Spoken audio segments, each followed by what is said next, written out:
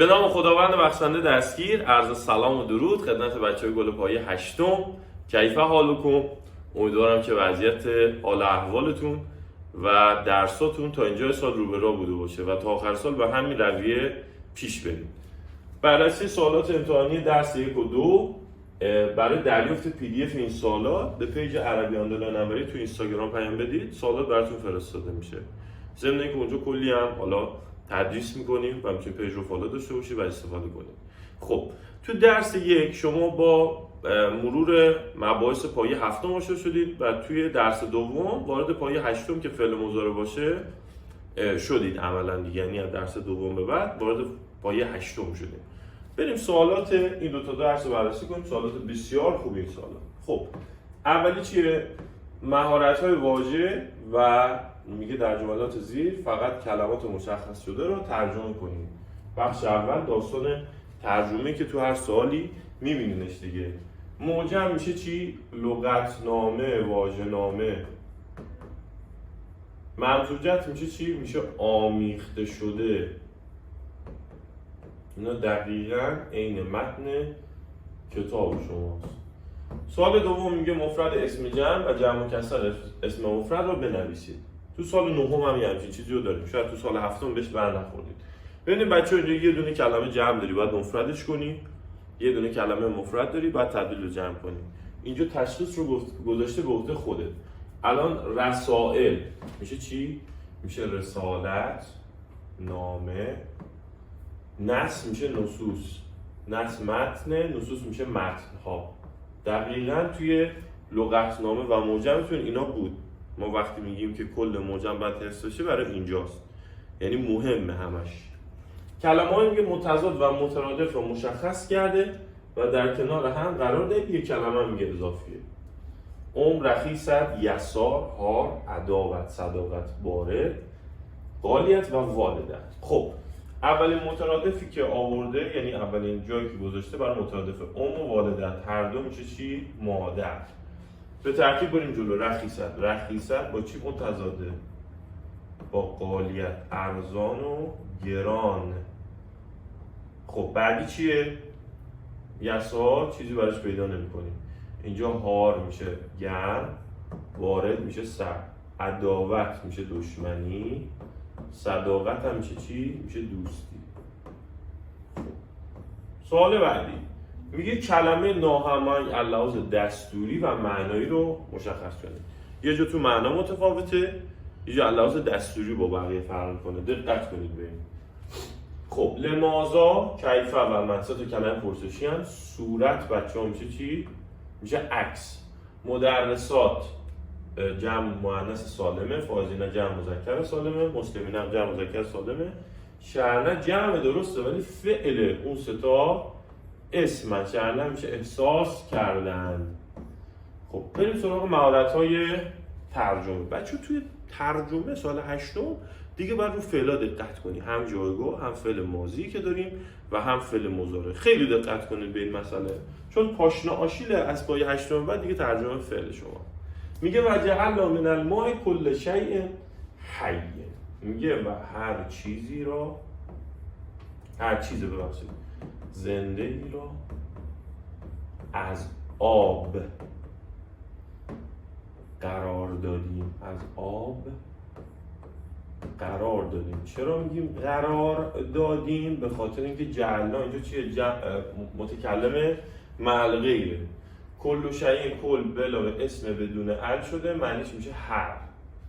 خب لأنکم زیرا شما بر فهم عبارت‌های متن‌ها دیگه اینجا درست. نصوص میشه متن‌ها، درست ترجمه میشه. بر فهم متن‌ها توانا هستید. ساده هم دیگه نیاوردیم. توانا هستید. بسیط رو نداریم اینجا. چرا گفتیم هستید؟ آقا اینجا کن باید ضمیر درست ترجمه بشه. حواستون به این نکات لطفاً باشه. میگه ایرانی‌ها به زبان عربی خدمت بسیاری کردن. چرا آقا؟ به خاطر اینکه اینجا قید بسیار رو داریم، باید ترجمه کنیم. انا اطبخ رزا لذیذا، من برنجی خوشمزه میپزم. چرا؟ به خاطر اینکه فعل مضارع تو ترجمهش از حرف می باید استفاده کنی. اطبخو جایگاه متکلم برده است. میگه تو الان سوره قدر را حفظ میکنی. چرا؟ تحفظینه دوباره فعل مضارع است. پس ترجمه فعل تو این سوالات ترجمه عبارت خیلی مهمه. سوال 6 میگه ترجمه صحیح رو انتخاب کنید. هی ترقت با و بیتها. ترقت اینجا فعل چیه؟ ماضیه، میکوبت، پس هم اول غلطه، دو جواب ماست. ضمن اینکه اینجا ها داریم، بعد ضمیر متصل ترجمه بشه. به ریزکاری ها دقت کنید. میگه هازان الموظفان صادقان. میگه اسم این دو کارمند راستگو هستند. اسم این دو کارمند صادق است. این دو کارمند راستگو هستند دیگه. اصلا این معنایی نداره اینجا. یعنی مثلا اسم این دو کارمند صادق هستن اینجا غلطه. خب موارد خواسته شده را میگه از کلمات زیر پیدا کنید. اینجا باید نشانه بلد بشید. اولی جمع مکسر قاعده قانون نداره. جمع مذکر سالم واو و نون فتح دار، یه نون فتح دار.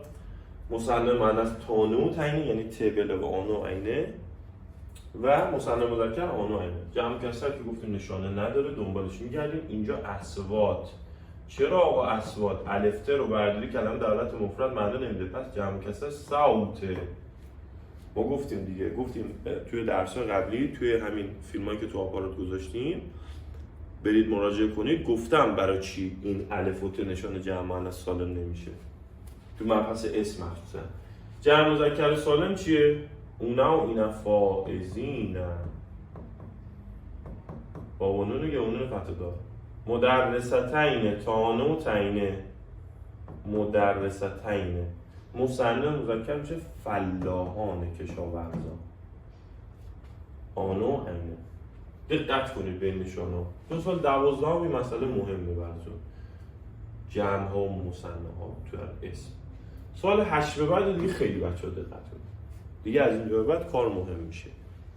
میگه برای فعل‌های زیر ضمیر مناسب انتخاب کرد، سپس فعل رو ترجمه نمایید. 4 نمره هلو رو خیلی از دست میدن اینجا متاسفانه.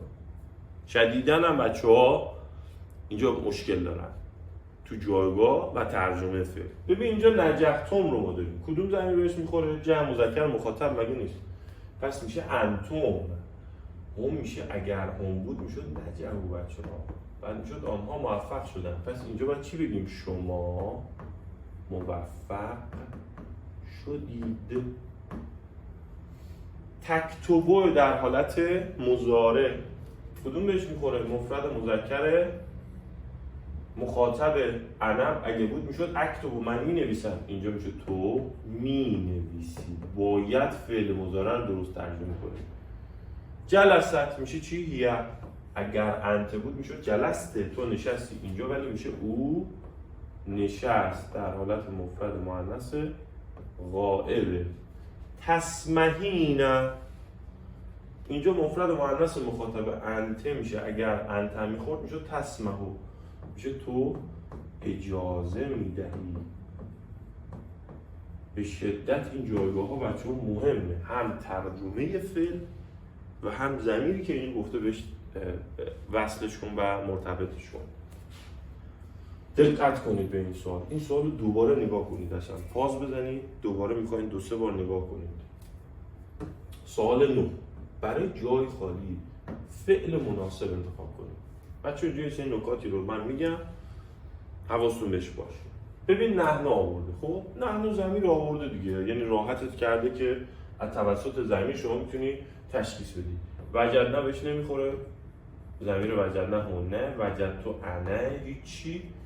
نحن وجدنا ما یافتیم کلید ما رو. ایوه الرجال اینجا یکم کار سخت میشه. الرجال به تنهایی بچه‌ها چیه؟ جمع مکسر رجوله. پس در حقیقت میتونیم بگیم جمع مذکره. یه ایوها بر سرش اومده، پس میشه چی؟ مخاطب. یا ایوها و ایتا اگر بر سر اسممون بیاد فعل به صورت مخاطب میشه. میگه ای مردان کجا ذهبتون رفتید. جمع مذکر مخاطب ضمیرش معادل چی بود؟ انتم بود دیگه. الرجال اگه تنها میامد ذهبو بهش میخورد. ذهبت هم که اصلا مال مفرد مؤنث اصلا از قافله و قاعده پرته. ایها الفلاح، دوباره فلاح مفرد مذکر اینجا. فلاح به صورت ایها اومده، یعنی همراه با ایها اومده که مخاطب شده. معادل ضمیر انت هستش اینجا. میگه ای کشاورز آیا محصول بعد 2 روز. اینجا رو دقت کنید، یه قید اینجا برای ما مشخص کرده. یه قیدی رو اینجا برای ما آورده بعد یومن. ما با این خیلی کار داریم، امسال یعنی در حقیقت. خب وقتی آورده بعد یومن یعنی 2 روز بعد. اینجا در نگاه اول حسدتا بهش در حالت ماضی میخوره، تحسدینه که نمیخوره، مؤنثه مال انته. تحسدا هم بهش میخوره، ولی وقتی میگه بعد یومه یعنی 2 روز بعد. پس جواب ما میشه گزینه دوم. ای مرد آیا میکاری محصول را 2 روز بعد؟ ای مرد آیا کاشی محصول را 2 روز بعد؟ پس به این قیدهای آخر جمله مثال دقت کنید. انا واجبی قدم. دوباره اینجا ما چی رو داریم؟ قید قدم فردا رو داریم. خب حالا در نگاه اول اکتو بهش میخوره، کتبتو هم بهش میخوره. کتبنا که پرت مال چیزه، مال نحنوه. اینجا قدم فردا رو آورده، پس باید بگیم اکتو من مینویسم تکلیفم را فردا، نه اینکه من نوشتم تکلیفم را فردا. اصلا به هم نمی‌کنه. قیدهای آخر جمله رو خواهشاً دقت کنید بچه‌ها. سوال بعدی سوال 10. الشجرتان عجیبتان، کلمه مناسب میگه انتخاب کنید. ببینید شجرتان چیه؟ مثنای مؤنثه، باید اسم اشاره‌ای که میاد مطابق با خودش بیاد. کدومش میخوره؟ آتانه شجرتان. بنتو خیلی اینجا اشتباه میکنن، خیلی اینجا سوال غلط حل میکنن. ببین اسم اشاره باید با اسم مورد اشارهش یعنی اسم بعد مطابقت کنه، نه اسم قبل. میگه دختر این مرد، پس ما برای این اسم اشاره میخوایم. برای الرجل اسم اشاره بچه میخوایم، نه برای بنت. میگه دختر این مرد پاکیزه است. هازر رجل مفرد مذکرم هست. گرفتی چی شد؟ عینه جلسته، میگه کجا نشستی. در جواب عینه از چی باید استفاده کنه؟ جهت یا مکان، مکانی که نشون بده. میگه 2 روز قبل 3 بر روی صندلی علل کرسی. میگه هازر بر کلمه پرسشی مناسب. اینجا چی آورده بچه‌ها؟ ل بروین. ل مگه نیورده؟ پس تو کلمه پرسشی هم باید ل استفاده کنیم. لمن هازر بیت، میگه این خانه برای چه کسی است؟ برای پروین انتصامی. سوال 11 میگه با سوالات زیر به عربی پاسخ کوتاه دهید. کیف حالو که مشخصه دیگه. انا بخیر، من خوبم. عینه کتابو کرد. اینجا وقتی میگه کتاب تو کجاست باید جهت بیاری. یکی میگه آقا علل، من بالا میمسم علل من زدت، درست میگه بر روی میز. یکی میگه فعل مکتب، درسته در کتابخانه. یکی میگه آقا فعل حبیبت در کیف. همه اینا درسته بهش میخوره.